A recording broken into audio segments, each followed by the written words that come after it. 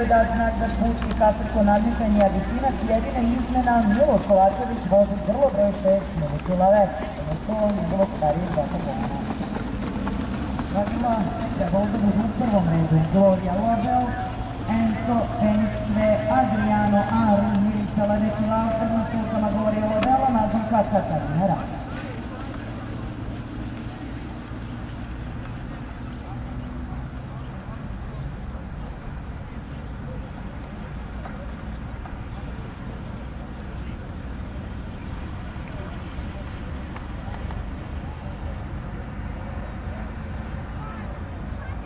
Trka je puštena.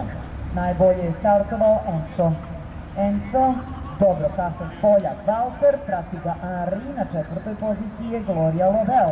Na petoj poziciji je Milica Lavek. Šesta pozicija Fenix Sve. Na začelju Adriano skok Valtera. Trku vodi Enzo. Enzo, druga pozicija za Henrija. Treća pozicija za Gloriju Lobel. Trku vodi Enzo. Enzo, druga pozicija Henri, treća pozicija Gloria. Grlo broj 7 Valter, dug galop, diskvalifikacija. Grlo broj 7 Valter, dug galop, diskvalifikacija.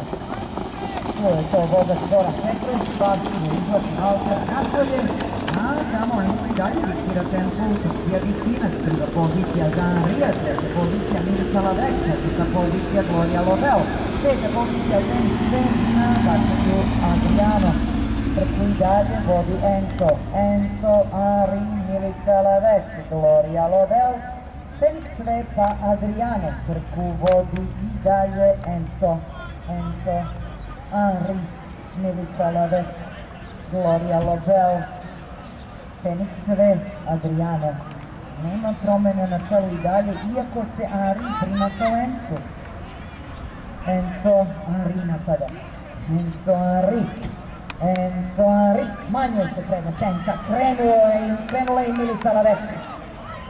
Enzo, s polja napadaju i Henri i Milica Lavek. Ali Enzo ide prvim škurom. Enzo, Henri, Milica Lavek.